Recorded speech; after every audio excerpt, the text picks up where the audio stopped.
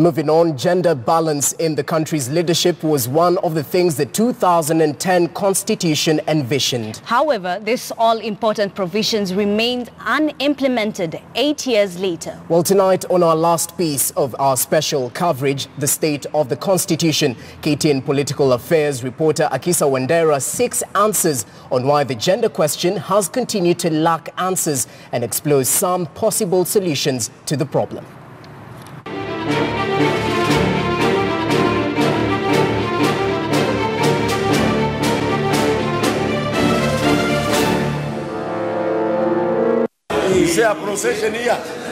This is a visual representation of the fight of the implementation of the two-thirds gender rule inside the institution that's supposed to oversee implementation of the 2010 Constitution. Honour members. Women members of parliament decrying the reluctance by the House to pass legislation that will enable the realization of the provision. That legislative proposal be considered and passed on this floor. And is the august House treating the matter with the seriousness it deserves? Whether this is another political party, whether this is another Corinos who have Corinos have convinced a big number. So, Mr. Speaker, we want your direction.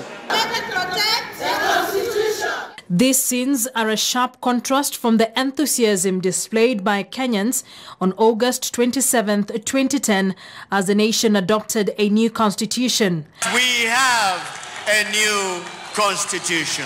A document that was expected to bring radical changes in the organization of political institutions in the country, including the gender principle. The journey towards the realization of the gender principle has taken different twists and turns over the past 8 years. In 2012, the Supreme Court, in its advisory opinion, determined that the gender equity rule should be realized progressively, setting August 27, 2015 as the deadline for the enactment of the suitable legislation. This did not happen. Two bills seeking the implementation of the gender rule have found their way to the floor of the House, and both times they were shot down.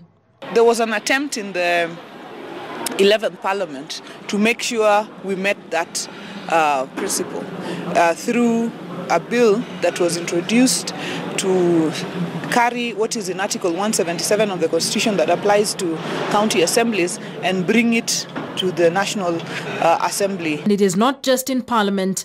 The push for the realization of this gender principle has consistently also found its way to the corridors of justice.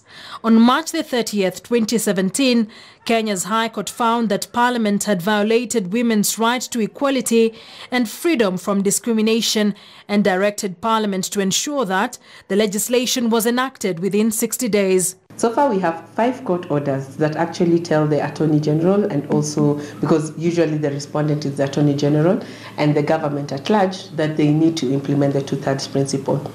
So 2 of them were surpassed by time, because like if you look at the Supreme Court advisory opinion, we were given 2015, we extended to 2016. When we didn't implement it in 2016, then we asked the court again to remind the government. With all avenues explored seemingly failing to yield much, questions abound on whether a new strategy should be employed to deliver this elusive principle. I would rather a situation where we address the political party nominations. It is the political party nominations and the list submitted that would, by and large, address the question of women. Currently, there are 76 women in the National Assembly, 23 of whom are elected, 47 women representatives and 6 nominated members of parliament. This translates to 19% of members in the National Assembly, as opposed to the required threshold of at least 30%. The number falls short by 41 members. Incidentally, the Senate has done much better than the National Assembly, missing the mark by just 2 members.